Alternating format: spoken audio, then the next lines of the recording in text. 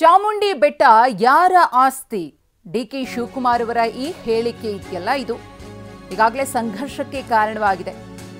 ಹಿಂದೂ ದೇಗುಲ ಅಲ್ಲದಿದ್ರೆ ಮುಜರಾಯಿ ಅಡಿ ತರ್ತಿರಲಿಲ್ಲ. ರಾಜಮಾತೆ ಪ್ರಮೋದಾದೇವಿ ಒಡೆಯರ್ ಅವರು ಡಿಕೆ ಶಿವಕುಮಾರ್ ಅವರ ಹೇಳಿಕೆಗೆ ಅಸಮಾಧಾನವನ್ನು ವ್ಯಕ್ತಪಡಿಸಿದ್ದಾರೆ. ರಾಜ್ಯ ಸರ್ಕಾರದ ದಸರಾ ಒಂದು ಸಾಂಸ್ಕೃತಿಕ ಆಚರಣೆ. ತೀವ್ರ ಬೇಸರದಿಂದ ನಾನು ಇದನ್ನು ಬರೆದಿದ್ದೇನೆ. ಪ್ರಕಟಣೆಯ ಮೂಲಕ ಪ್ರಮೋದಾದೇವಿ ಒಡೆಯರ್ ಅವರು ಈ ರೀತಿಯಾಗಿ ಬೇಸರವನ್ನು ಹೊರಹಾಕಿದ್ದಾರೆ. ಹಾಗಿದ್ರೆ ಪ್ರಮೋದಾದೇವಿಯವರು ಏನ್ ಹೇಳಿದ್ದಾರೆ, ಏನ್ ಬರೆದಿದ್ದಾರೆ ನೋಡಿ.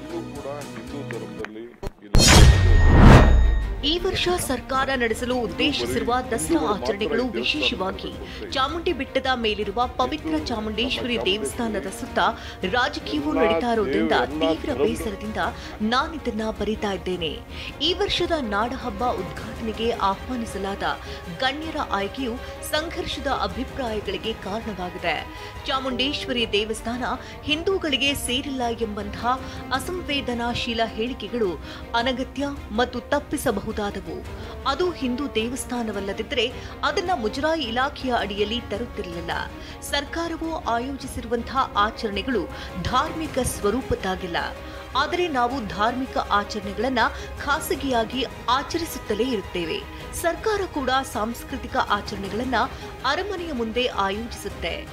ಎರಡು ಆಚರಣೆಯಿಂದ ಗೊಂದಲ ಆಗದಿರಲಿ ಎಂದು ಪ್ರತ್ಯೇಕ ಸಮಯ ನಿಗದಿ ಮಾಡಲಾಗಿದೆ.